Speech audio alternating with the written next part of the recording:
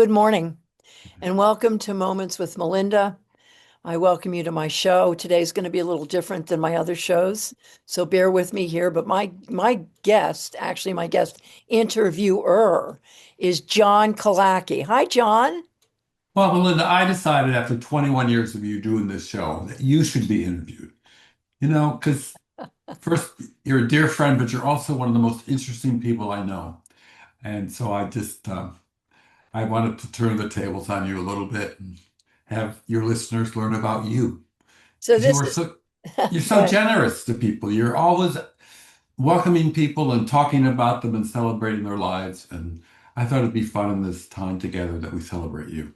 So this is my moment with John, right? Oh, and I'm so thrilled to talk to you. Thank you. You have an amazing life. You're a very dear person. And I have found, I moved here in 2010, so for 16 years, you have often been the first person I call.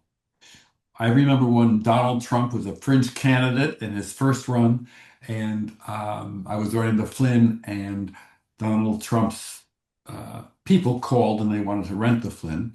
And since I'd rented to Leahy, I felt like I could not rent to a Republican. And you're the first person I called, even before I called the mayor. And what did I Um, say? I can't remember. What did I say to you? you said, well, of course you should do that, and it'll show what a monster he is.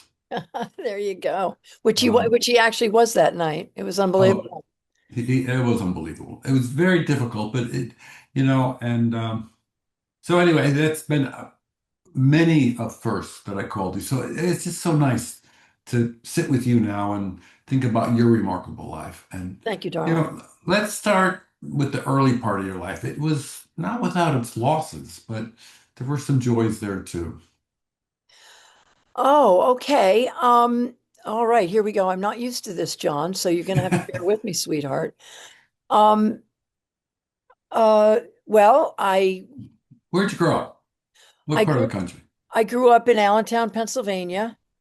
Um, my father was a general contractor, and my mother was involved in lots of civic stuff, and she was an actress. She studied acting in New York, and she Hmm. came back and she started the Civic Theater in Allentown. I was put in a lot of her plays. I had four siblings. Um, and my life was very rich and full. Um, my father That's when you fell in love with saddlebreds, wasn't it? with what? Saddlebreds, the horses? Yeah, that well early on that was no, my father had a farm in Bethlehem with his parents called Mordell Farms. Okay. And they raised animals and they had horses, and my father was always a horseman. And so I'd go down to Patterson's in Hellertown. And I think at the age of 3, I was put on this little pinto pony and I started riding. But the saddlebreds came later. But no, my life early on was one of, I thought, relatively joy and happiness and lots of travel and fishing and doing wonderful things with my family. And then the marriage started to fray. And once it started to fray, like in so many people's lives, when your parents start to pull apart, then your life starts to implode. And that happened to me at about the age of 8, when my mother took me and my brother down to Mexico, drove all the way in her Impala, convertible Impala, to Mexico, with my brother and I. We didn't know at the time, but it was to get a quickie divorce from my father. And Hmm. we ended up traveling around Mexico for a couple of months and settled down at the end of the trip in Acapulco. And my father flew in, and the four of us went to dinner, and they announced that they were getting a divorce. And I was looking out the window at the cliff divers in Acapulco, these beautiful young men who were diving, hundreds of feet into this small little area of water off the cliffs of Acapulco. And I said to Hmm. myself at the age of 8 that I would become a cliff diver, which I did become a cliff diver. But anyway, they got divorced. And then from there, everything sort of, fell apart. And he remarried, had two beautiful children I'm very close to. And she ended up very lonely and deserted by a lot of the social friends that she was involved with and who were part of our life because back then that's what people did. Yeah. I mean, it was a Yeah. disgrace for her, and she ended up dying 4 years after the divorce. Oh, So, it was not, it was, it was not what I would call the most joyous of childhoods, but I think it helped to make me the person I am today. well, indeed. And then, if we skip some years ahead, and both you were at Catherine Gibbs School, which, as I know you, this unruly, feral, libertarian goddess that you are for me, it's like, wow, Katie Gibbs. Well, well, after my mother's death, we ended up moving out with my father and his new family. Yeah. And all the siblings were sent to these private schools except me. I don't know why I was not sent to those sort of Gucci schools that all the other kids, including my stepmother's children from a previous marriage, all went to great schools. And I went to a local school. It was a farm school.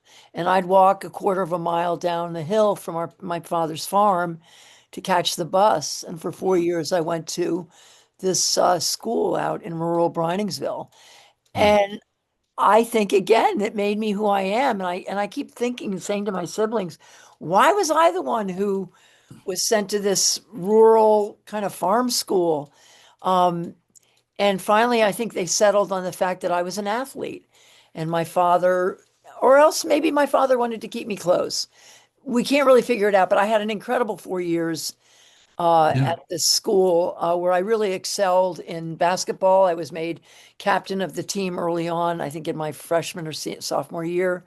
I averaged 28 points a game, and I was voted in my senior year as the most athletic female in my class.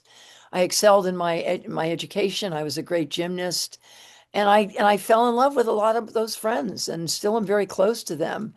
Um, but at the end of the day, I wanted to go to med school. I wanted to be a doctor, and I had applied to a couple of schools, and my father, one day, it was almost fall, and I'd been accepted. And he said, "No, we're going to go to New York and we're going to meet with the president of the Catherine Gibbs School." And I said, "Okay, fine." I did. I was very, I was not a rebellious child. I mean, when you lose your mother at a young age and you have to raise a baby sister, you can't screw around, man. You got to stay front and center, and you've got to be Yeah. true to yourself, and you've got to be behaved. And I really was. I mean, I was not a rebellious child, and I tried to do the best I could in everything I did. So when he said we're going to New York, which we went to New York a lot because we lived only an hour away, spent a lot of time in New York, and we went up to the top floor of the Pan Am building and met with the president, and I met with her, and then I was asked to leave. And when I was invited back in, my father said, "This is where you're going to school." And so that fall, he and my stepmother drove me into New York. I was only 17 because I skipped a year because they thought I was so smart, which probably was a huge mistake because I was never as emotionally capable as the other children to deal with stuff. But they dropped me off at the Barbizon Hotel for Women at 63rd and Lexington and gave me a checkbook. And he said, "This is where you," and I was only 17. I just turned 17 in May. And that September, I was living in New York City and going to Catherine Gibbs, where I believe I got an extraordinary education on, accounting and, the stock market, and it had a great philosophy and liberal arts education. And then you got into business because Yeah. Catherine Gibbs in the 1920s wanted to create a school where women could eventually become CEOs. And she started her secretarial school because that's where women could go to be with powerful men and learn how to do business. Because you Yeah. were, as a secretary to a CEO, you would know that job. And so my father knew I had a business head. He he wanted me to go there. And that's where I went. And I eventually transferred to Boston and graduated in Boston. And then I came back home for what I thought was going to be a marriage that didn't pan out, and ended up back in Boston working at Harvard for Dr. James Watson of Watson and Crick DNA, and was able to extend my education while at Harvard. and study more business courses. And that was Well, that. is that when you were in Harvard or when you were in Boston area, that's when you met Rick Moulton, your Well, husband, I didn't meet Rick wasn't until later. I was actually dating a man, a professor at Harvard, who was quite a bit older than I was. And one night, my girlfriend, who was always inviting me over to meet her boyfriend's friends, said, "Oh, there's this really cute guy you got to meet." And I was like, "Well, I'm kind of in a relationship and I'm sick of meeting his friends." And she, it? Yeah. I was kind of sick of being kind of like the woman who gets marched in to meet your boyfriend's friends. And she said, "Look, this guy's something else. If you don't come and meet him, I'm never speaking to you again."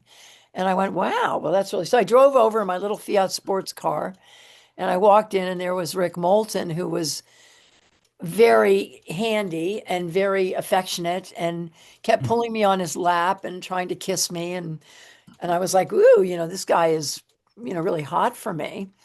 And then he left. He flew off to Europe for 6 months, and I got a postcard from this guy Rick. And I said to my girlfriend, "Who's this Rick guy?" And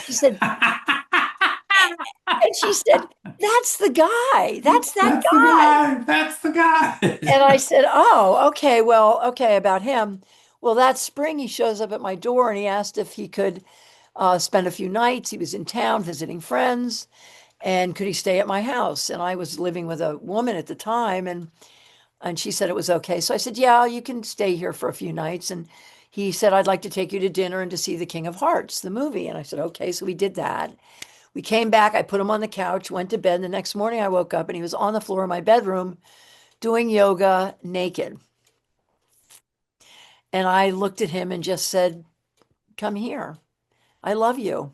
And from that moment on, we've never been apart. Wow, it's amazing. And how many years has this now been? We've been 55 years and we still do naked yoga together every morning. Um, Oh, great. and that was it for me. I mean, and I asked him, I said, why were you so effusive? And he said, "The minute I laid eyes on you, I knew that you were the woman I wanted to spend my life with. I knew it." And he said, and he's never let me go. I mean, I've tried to flee many, many times. And Richard always just grabs me and tells me, "Oh, no, you're mine. You can't go anywhere. You're mine." And so for 55 years, I've lived in Well, his heart and he's lived in mine. And he made a great choice. it's been an, extra- And you made a great choice. been an extraordinary marriage. Thanks for So that, John. you're now 20 and you and Rick moved to Vermont. Like, why did you go to Well, we did Vermont? what we did. We actually went out to Colorado because he finished his degree at DU. Okay. And we went out to Colorado for him to finish his degree. We started living together in June, and we actually came to Vermont and spent a summer in Vermont. And then we went out to Denver. And I was started living with him in June, and by October I was pregnant. And during my childhood, because of all the trauma, I was an anorexic. So I would weigh about 90 pounds. I weigh 125 now. And I would weigh about 90 pounds. I don't know why he fell in love with this really damaged person who was very, very skinny, but he did. And I met him in June, but I didn't have a period from the time I was 14 until Hmm. I did a mushroom trip at the age of 20. I took some psilocybin mushrooms and my period came back. So I met Rick in June right after that happened.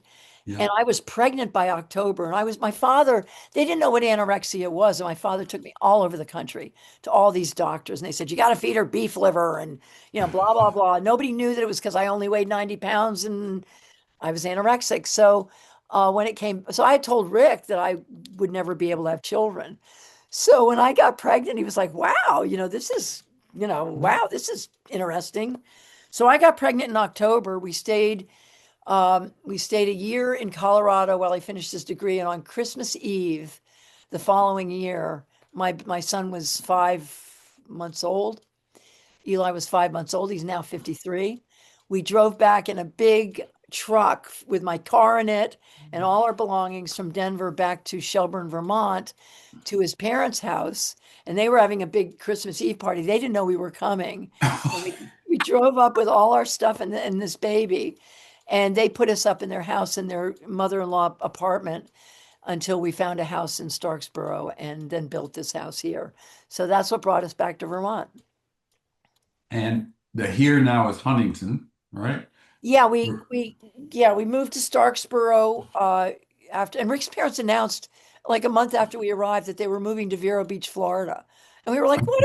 Wait, we're back here because grandparents, that nope, we're out of here. So we were kind of on our own. And we were looking for land for a couple of years, and then Rick got a commission to do some kind of a photojournalist project in Istanbul in the Middle hmm. East for National Geo. So we, including our son, we got all our visas and everything, and we had tried to find a place for a couple of years in Vermont and couldn't find anything. And so we were heading to the Middle East to do this project and sort of giving up on Vermont. And then a friend called me, a realtor called me, and she said, Suzette Coburn. And she said, I have this piece of land. I know you want to buy a farmhouse, but it's this piece of land in Huntington. You just come look at it. So it was a rainy, cloudy day. And on my way, I was working at the hospital at UHC at the time. On my way to work, I stopped in with my son on my back and walked up on this meadow, which was all filled with clouds, and you couldn't see anything. And she said, there's a mountain there, and there's mountains there, and it's beautiful. And she said, you can build the house of your dreams. And I said, okay. And I wrote a check for $500 as a deposit. And I called Rick, who was lighting director at ETV. And I told him I had put this money down in this land. And he's like, what? What have you done? Oh my God. Well, the next morning he stopped by the land, and it was a beautiful sunny day. And he called me. And when he finally got to a phone, and he said, this is the most beautiful piece of property in the world. And we built this little stone house, and we've been here for 50 years. Well, but it took you a while to build this house, and It took you 50 built. years. Yeah, I mean, you two built it yourselves, right? And you were living in tents with the kid, and oh my God, Yeah, well, how? I was a New York girl. I mean, I'm from that part of the world. And when I go back to New York, I step out of the train and I take a deep breath and I just come alive. I mean, that's my place. And this man dragged me up to Vermont in the middle of nowhere up on this mountainside. And we were building the house, living in a tent. My son was 3 years old. He had an ear infection. And it was October and it had snowed about 6 inches. And I was driving every day to town to work. And so I had to shower myself with a pail, and get and do my job. And it snowed, and I woke up and I looked at him and I said, you know what, buddy? And we weren't married. We didn't want to get married, and that's a whole nother story. But I just looked at him. I said, you know what, buddy? I said, I'm out of here. I said, I can't do this. And I walked down the hill because you couldn't drive up because we didn't have four-wheel drive to get in my car to leave. And he was yelling at me, I promise you I'll have a roof on by Christmas. And I'm like, I don't care. I'm kind of done. I can't do this. So I moved in with the same girlfriend who introduced us, who was now living in Mallett's Bay. And about 3 days later, there's this knock on the door, and it's Rick. And he said, I'll have a roof on by Easter. And he did have a roof on by Easter. And we moved in on Easter Day. And we spent the last 50 years working on this house. Well, And I've had he saved our marriage. And 16 years later, we did get married when people started calling our children bastards. oh God, oh my Lord. Well, I have had the pleasure visiting you in your home, and also seeing the land and those fields. It's extraordinary. It's ex It's a beautiful part of the world. I still get, my need to get down to the city. And I'm so yeah. glad we live so close to Montreal. Because it is isolating up here. And since I've left my job, it is, anyway, but that's a whole nother story. So what's Well, next, Mr. Clark? let's whether you've had a number of interesting jobs in your life, but I think the one that I think is most transformative is for 40 years you were the CEO of Main Street Landing, and for your viewers and listeners to understand, the waterfront was completely derelict at that point 40 some years ago. And what you did with Lisa Steele is so extraordinary. You saved Burlington, but you certainly saved our waterfront. And you gave us the Ethan Allen Express to New York at the train station. So there's so many. So just tell the story of how you started this thing and how it evolved and developed. And we're so grateful for you to do this. Well, we were, I had I was working at the hospital and then I left because I wasn't able to get pregnant. So I left the job and came home and we were working on a film called Legends of American Skiing.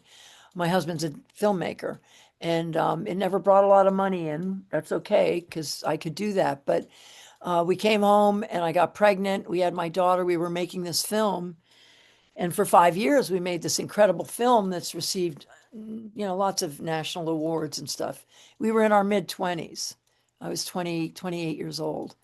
And we were living in this house that wasn't done. It was a rough living up here. And we didn't have money. And we had raised money to make the film and we could live off of that. But once the film was done and it was released, documentary filmmakers, independent ones like we are, you don't make money once it's released. It goes out Yeah. free to the public. So there was no money. We were on welfare. We were getting food stamps. We were on WIC, and my son was starting school down the road. And I looked at the family and I said, somebody's got to get a job, and I'm the most employable, which I was. And thank God to my father that he always said, if anything ever happens to your husband, you will always be able to get a job because you're a Katie Gibbs girl. And he was right. I never was not hired for a job ever in my life. And I know it was because of my background. But anyway, so I was driving down with a friend of mine to Boston. I opened up the news, the free press, and there was this job for a development on the waterfront in Burlington. And I went home and it was a real typewriter, regular typewriter. And I had to use a carbon and I typed a letter and I did my resume and I sent it in. And they said many, a couple hundred interviewees for this job. And it was to be a director of operations to sort of help guide this. And they had a big shot developer they had hired, and there were lawyers and accountants, and I got the job. And so there I was. I think I made $13,000 a year. Yeah. I don't think there were any benefits at the time. Um, and I walked into the office and there was a phone on the floor. That was my office, a phone on the floor.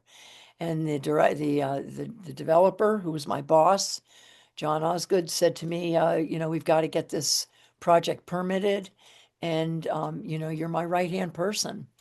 And so from there, I helped put the company together, and we created what was called then the Alden Plan.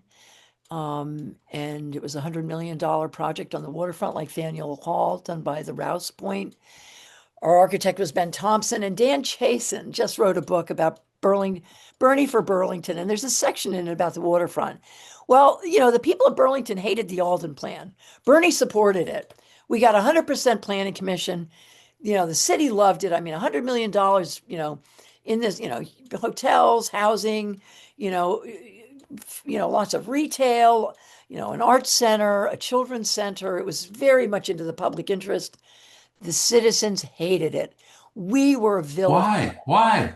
because it's the city's waterfront, and there was like all this big money. Where's the money coming from? Who are these people? Are they mafia from Cuba? I mean, it was like there was a town hall meeting where Ben Thompson got up and presented the project. There must have been 1,000 people hanging over the banisters, and we got slammed. Yeah, And but wasn't at that moment the waterfront completely yeah, derelict and rotting piers, and I just so well, what can I tell you? They did not, and so we had it. So we kept going ahead with it, and B Books. There was a whole group of people who now are like my people. I mean, these people, Carol Stewart, who really came out and vilified this project and vilified all of us. Rick Sharp wrote a book about all of this, and he never mentioned my name. And I was like, Rick, did you know that I was the one who was kind of like behind all that? And I was kind of glad my name wasn't in his book. But he went, "Oh my God, you were." At the end of the day, everything was permitted. We were ready to build. It was a go. And we went for a $7 million bond to support the infrastructure because we had to do all the infrastructure. It was about $25 million of infrastructure. We were right. asking for 7 million. And the bond got 57% of the public's vote. but we needed 63%. We needed 2/3% to get the bond. So the bond shit the bed. And in the meantime, Lisa and her husband, who was the driving force behind this, they were separate. They were getting separated. And I got offered a job by Jim Lampman to go be the marketing director for Champlain Chocolates. I was 37 years old. And I was like, ooh, marketing director for a chocolate company. That sounds great. So I left. And and was Lake Champlain Chocolates in its startup phase? Yep, Was it? yep. Yeah. So I was like, I'm out of here. I'm going to go do chocolate. So I went over there. I said to Lisa, look, we'll do a takeover and get the company back. So in the divorce, so that she could get back her asset because it was, and so I worked with her to do, and you can call it a hostile takeover, you can call it whatever you want, but we did get the property so that it went 100% to her. We moved the office to Union Station, and I said to her, okay, you want to sell everything, you want to kind of get out of this. I'll help you. You don't need to pay me because I've got this other job, but I'll help you. And I'll come in once a week and I'll do the books and I'll pay we get a property manager guy, Bill Blow, who ran the boiler and stuff. And I said, and I'll make sure that, he gets paid and I'll help you do this. I'll help you sell the property so you can get out from under this. And so I was off doing chocolate with Jim Lampman, and there's nobody in the world more fun than Jim Lampman. And I was really having a really good time. And I was seeing Lisa like once a week to help with her stuff. And then one night, I was getting tired of traveling because with Jim, I had to travel all over the country doing private label chocolates and stuff. And I really wanted to be with my family. So one night I was getting disillusioned with the chocolate business. One night I get this call from Lisa. I'm brushing my teeth and she's like, look, I really need you to come back and work for me full time to help me get this off my plate. Would you come back and do that? And I said, Lisa, I'm not going to do that, but I will come back if you and I join forces and you and I together redevelop the Burlington waterfront because I think we can do it. I think we can do it better than anyone. And she said, I'm in. So I gave my notice to Jim, went back to Union Station. It was deserted. Nobody was there. We had, the building was bought in 1986 from Greenmount Power. There was nothing there. There was nothing. No development had happened. We had sold off a couple parcels to Barry Mossman before I came back.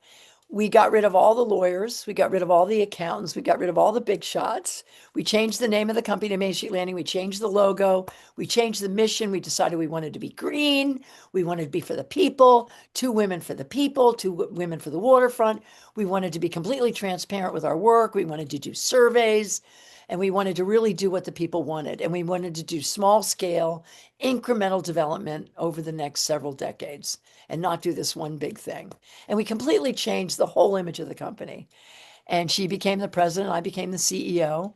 And we started working together with a team of architects in the back room.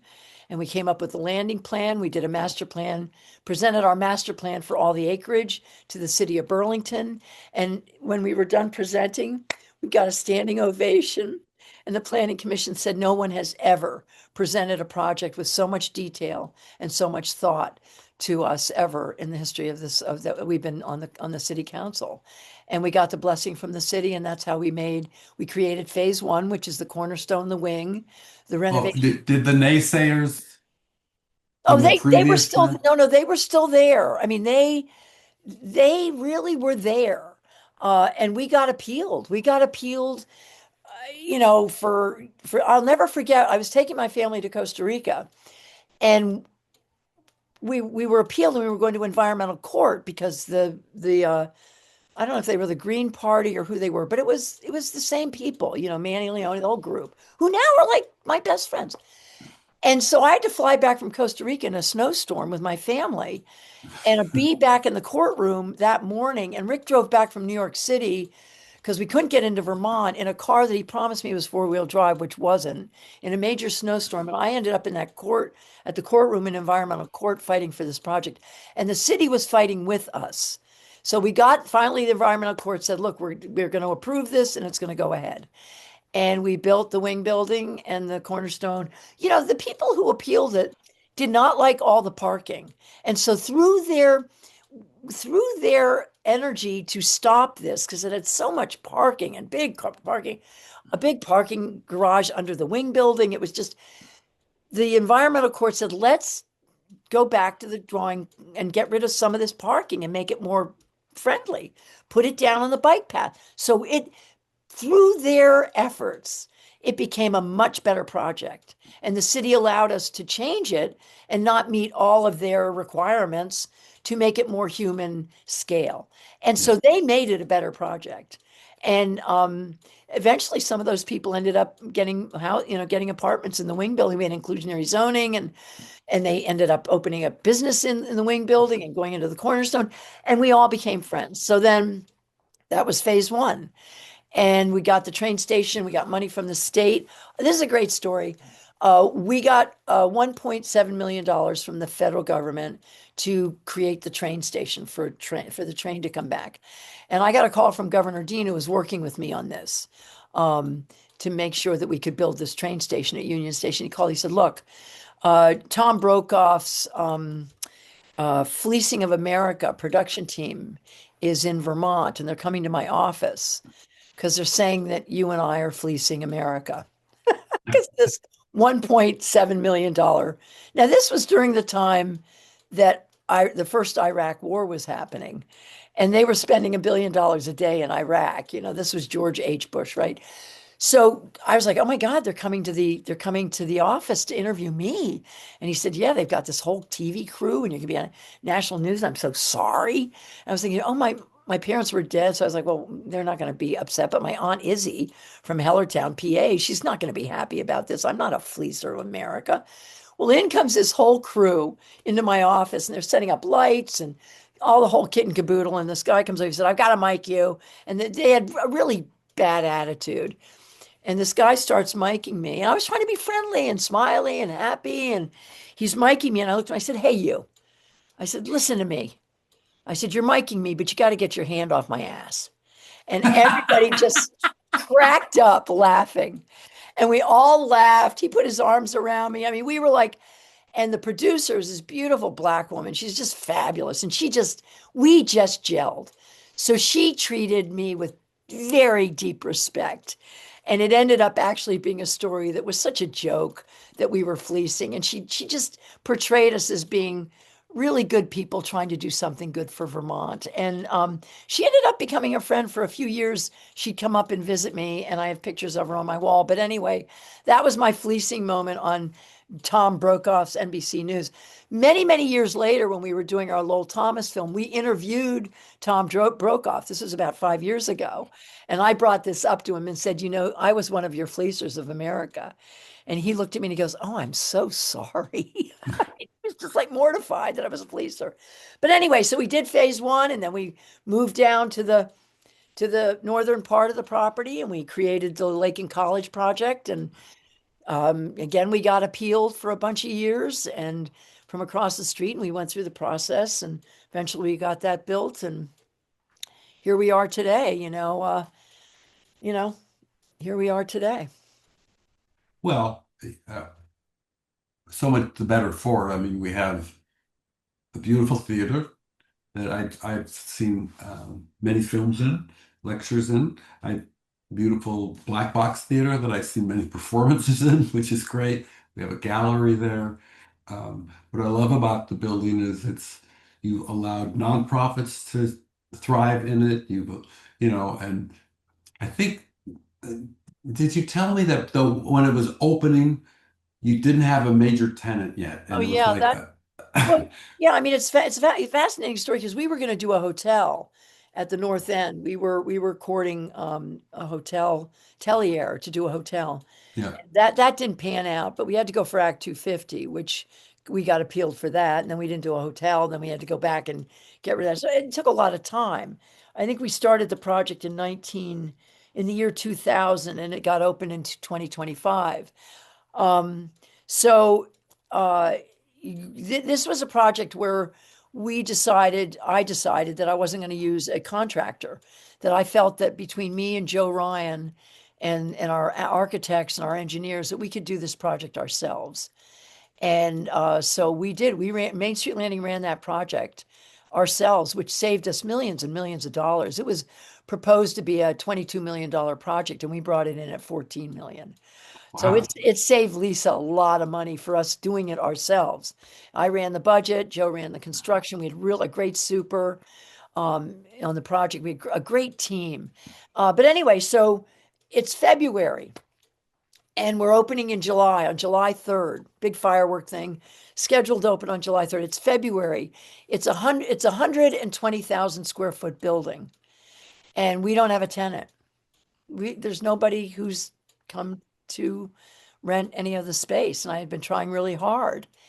And I had been on the VPIRG board, Vermont Public Interest Group, Yep. with Jeff Hollander, and he became a good friend of mine. And so I'm sitting at home one night eating dinner, and my phone rings, and it's Jeffrey, and he says, "Hey, we Seventh Generation is all over the Chittenden County. We want to kind of bring it together, and maybe we could look at your building."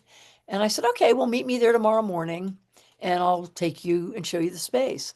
So I met him in the morning. There were like five people with him, and it was snowing, cats and dogs. It was freezing rain. We walk up these metal stairs up to the third, fourth floor. There's plastic on the windows. There's a cement floor. It's all icy. Everybody's sliding around. And Jeffrey goes over and he pulls back the plastic off the window, and there's these waves crashing over the breakwater. And he goes, "Oh, this is where I have to be. This is beautiful." And I'm like, "Oh, terrific. Good to know. How many square feet are you thinking about?"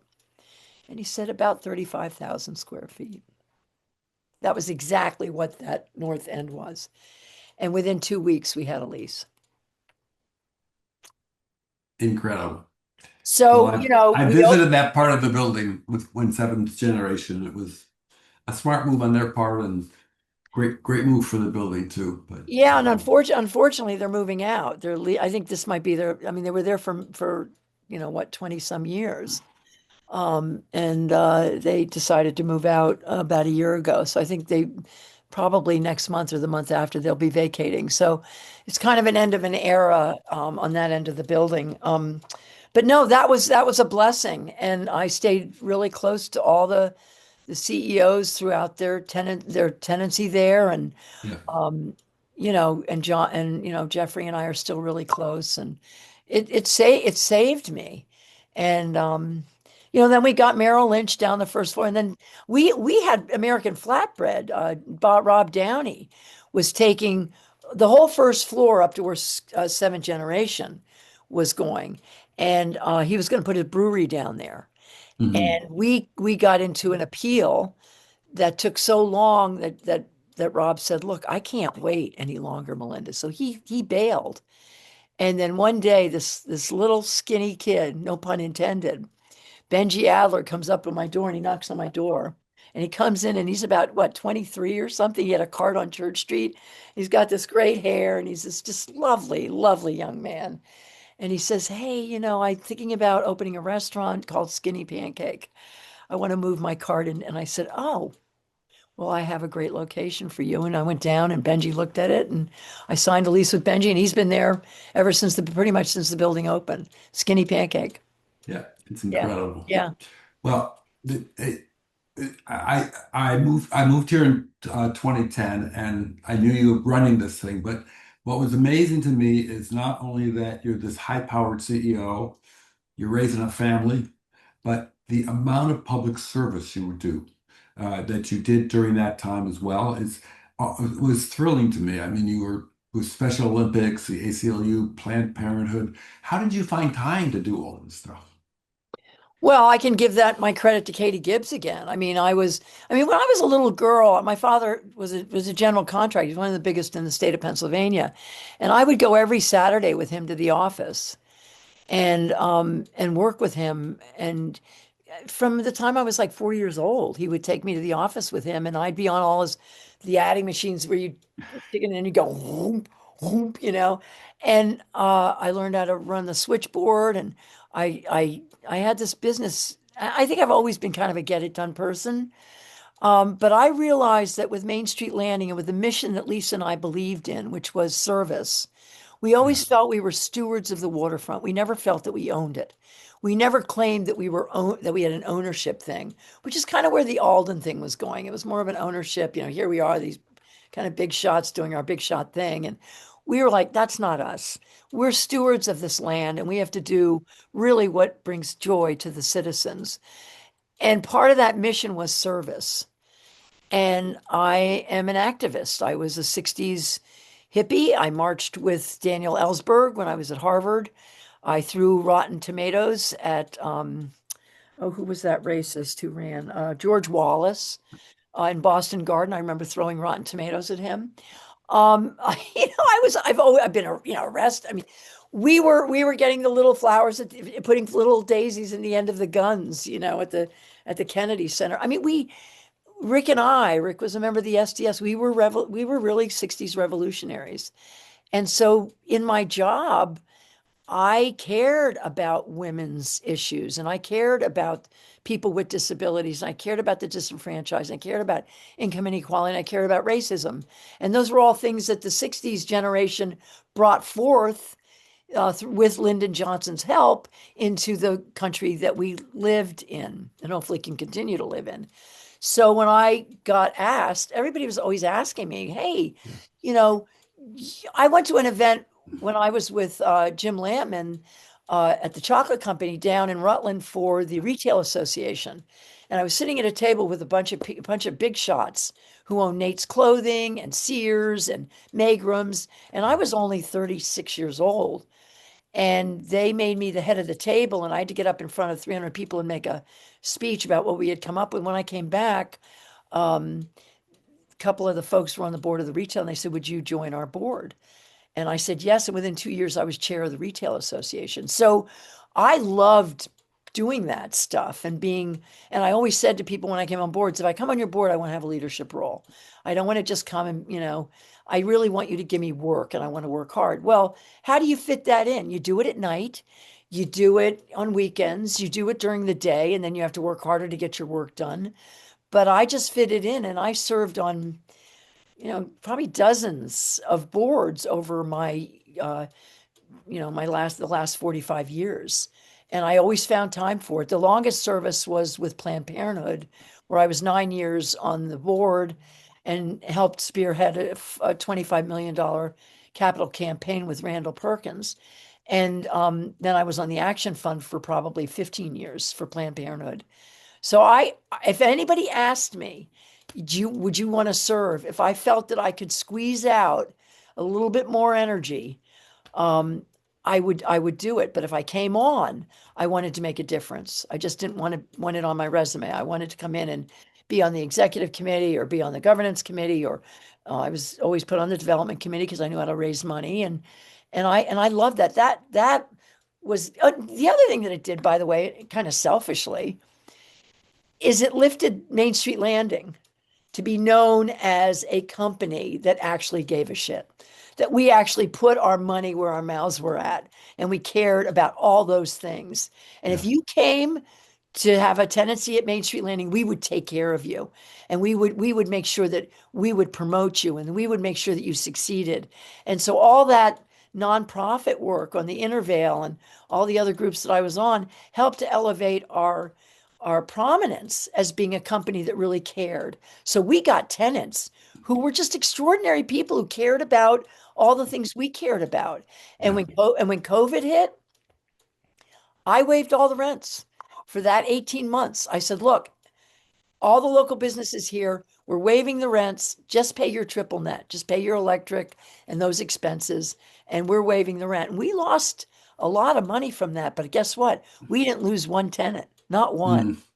And I think all that nonprofit work I did raised the image of the company so that people said, if I need an office, I'm going to go to Main Street Landing because those people really care about people. They And that's care. where I want to be. And the whole time I worked there because I was an employee. So for people who think that I have a lot of money, I don't. I was an employee and I got paid a salary. I worked for Lisa. Um, I think our tenancy rate was about 98% occupancy. we never dropped below like 98, 97, even when the city was struggling. Main Street Landing, and our tenants stayed for years and years and years. Yeah. So there was a payoff for all the good service that we did. Well, one of my dearest moments of Melinda um, is when I was in the legislature and we were getting public testimony about the constitutional amendment to Yeah. protect women's rights Mhm. um, in our state. And you gave such powerful testimony. You told a personal story um, Yeah, I about can why share. you're, I can share that with you if you want to yeah, hear it. yeah, So, back in the 1950s and 60s, if you were married to a powerful man and you got divorced, and of course your spouse went off and married someone else, you often were pushed aside in society. And that happened to my mother. And she was a single mother with 4 children. And my father had sort of moved on to his new family. And she was raising these 4 young children from the age of, we were like 8, 9, and 14, something like that, 9, 13. I mean, raising these kids. And she dated. She was a beautiful woman. My uncle, her sister's husband, always said when your mother walked in the room, every head turned. He said, your mother, she was only 5 foot tall. I have a little granddaughter who's only 5 foot tall, but boy, when she walks in the room, the heads turn. And my mother was just had this charisma and this personality. Everybody loved my mother. And so she dated and she had a couple of dates and eventually she fell in love with this younger man, not much younger, but younger. And she got pregnant. And a year before then, I remember this was a year before she got pregnant with this guy. I remember an ambulance coming to the house.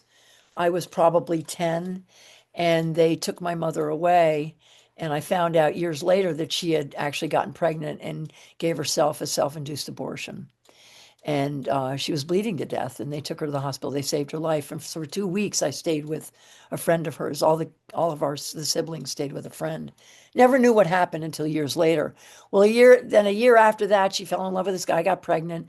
And when you got pregnant and you didn't want people to know because there was no Roe v. Wade, there was no reproductive health, there was no one she could go to because she was embarrassed. Her own mother and sister didn't know she was pregnant, and she wore a girdle for 9 months, so nobody knew she was pregnant. And in August, came down with a suitcase and announced that her mother was coming to stay with us and she was going to a hospital to get some work done that she needed. And she was going off to give birth. And she gave birth to a beautiful little girl who I'm still very, very close to. It's another story. And that was in August. And this place was called the Doctor's Hospital up on top of up top of a hill. And they weren't qualified to they weren't qualified, and they ended up talking her into a hysterectomy, which they gave her.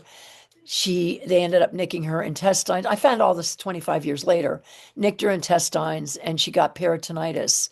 And about 2 weeks before Christmas, my father and his new wife, who was a nurse, convinced the police department to break into that facility and break my mother out to save her life because my father and her sister and everybody realized that she was dying and she had lost tons of weight and she was dying. So they got her out to the big hospital and she died 3 days before Christmas. And and her funeral was on Christmas Eve at noon in the afternoon, and 500 people came to her funeral. I mean, everyone was there. Everyone loved Arabetty. And she had left with my aunt a little horse cleaning kit because that summer she was going to get me a little horse of my own, and she left that for me. And I go back and I visit her grave all the time, and I speak out about why Roe v. Wade, which still didn't happen until 10 years after my mother died, that if Roe v. had been in place, maybe she would have chosen to have my sister, who I'm glad is with us, but she would have had much better reproductive health care than she had having to sneak off to this facility where they basically butchered her. And she died at the age of 40, and I was 12 years old, and she left 4 children to be orphaned. And I speak out about that all the time. And ACLU used that story during that constitutional. I could barely walk after I made that testimony, John. I mean, it Well, was tough to have to do that. for those that understand, you were on the ground floor of the House chamber, and there's 150 House members there, and then the public, which is a radically divided public, was in the gallery, and there were people on all sides of this issue that were very volatile, loud, angry, and you come in with this fierce, resolute focus, and you tell this story, and there's utter silence in this enormous room. Yeah, Keisha had to come and help me get up, and then we had to drive back in that horrible ice storm. Oh, it was an ice storm, right? We were on the Yes. interstate for like 10 hours, and my husband was in front of me, and I kept saying, I have to pee. Can I get out? And he says, if you get out and you get on, and you're gonna slip and you're gonna fall. And so I peed my pants, and then I had to crawl up my hill. I mean, it was that whole night was just so, but my mother's been with me through all of this. And Yeah. my fighting for women's rights and reproductive health, she lives, and she was a radical too. She wore fur coats in the summer and wore sandals in the winter. I mean, she was an advocate Yeah. for all these rights, and so she came alive during that period of time, and she rose up inside of me, and she was speaking through me, and I was just so delighted that she came into my soul and was able to give me the strength to be able to help. That constitutional amendment passed by like 67% of Vermont. I mean, that was bravo to everyone who helped bring that alive. Yeah. So thank you for Yeah. asking me about that. Well, it's pretty amazing. Thank you. Now, we could spend the whole hour talking about Main Street Landing because of what you did, but you retired there in 2022, I think it was. Mhm. And what I love about you is you only bring it up if I ask, yeah, because you're so involved in the now. You are one of the most present people I know. I mean, you're doing writing, you're doing politics, you're producing films with your husband, and you're cliff diving. Was it in Greece or something with the grandkids? It's like, you and I were in a short film we collaborated on. Yeah, and there's so much that you've done. The children's book. Just talk about some of the projects you've been working on. Well, leaving Main Street Landing, I always said to my family, I'm never retiring. And my children are like, Mom, you got to slow down. You're 70, 72 years old. You've got to slow down. And I'm like, no, I'm never leaving. And then about 5 years before I stepped off of Main Street Landing, I told Lisa that I was going to leave on my 72nd birthday. And I worked with the company to make sure that everything would run smooth when I left. And I said, I did a fabulous presentation about how I'm repurposing. I'm not retiring. I'm just going to repurpose my life and my energy towards other things. So when I got home, I was looking through files and I found this poem that I wrote in 1988 to my son. And it was a poem about a little boy named Bobby Blue. My brother was named Bobby. He became schizophrenic, and he had a very hard life, and it was a real tragedy. But I wrote this about called Bobby Blue, but it was really for my son to learn about karma, that his behavior that he would have to atone to his behavior. And like all little boys, he was a little shit. And I would play Paul Butterfield's It All Comes Back to him every morning. And I wrote this poem called Bobby Blue. Well, when I got home from Main Street Landing, I found the poem and I said, oh, well, Ronnie DeLong, one of my high school students from my high school I went to, is a nationally known artist. He agreed to illustrate it, and we created Bobby Blue. I deliver it to anybody who wants a copy, let me know. But it's a story of a little boy who atones to his cruelty and learns in one day that living a life of love and care and compassion is much better for him as well as the people in his life. And it's a beautiful story. Ron did a great job illustrating it. And I love taking it to libraries and doing readings for children and giving them the books, literally handing them to them. So I did that. And that book launch was so much fun. Wasn't Oh it? my gosh, there were hundreds of people there. We were all there hugging each other, saying hello, talking, and it was really a fun event It was, to I think celebrate you, to it was great. celebrate you. And Ronnie too, Ronnie. And then I went down to Pennsylvania and did one down there for him. So anyway, so then I got a call from Elise Guyette, who's an extraordinary historian, especially Oh about Black yes. history. And she said, me and Gail Rosenberg want to do a Burlington History and Culture Center. And you're now not with Main Street Landing. Would you join the team? And I said, you bet. So for the last 3 years, we've been creating. I'm not on the board, but I chair the advisory council. And me and these two women and Lisa Evans are bringing to Vermont the culture of Burlington, not the big shots, not the big names, but the people who built that city. And that's going. Then my husband, I'm sitting there with my husband looking at Rick, who struggles, uh, sometimes to raise money. And I'm like, honey, and he's like, I want to make movies. I'm like, well, I'm a great fundraiser. So I changed the name of the company to Rick Moulton Productions. I created a website. I changed his whole logo, everything, and we relaunched his company as Rick Moulton Productions. I got 6 projects under his belt, and we're working on a PBS documentary on Ethan Allen, the man and the myth, that'll be released in late August. And then we're going to move into doing a film for PBS on the minds of autism. So I am now a filmmaker and executive producer.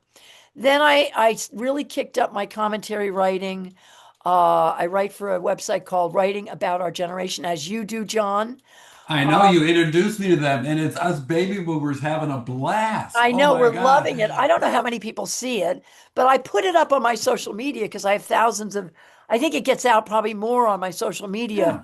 and they're fine with that. But I love writing for Mitch Steffens and Neil Offen, and they both are pretty famous authors.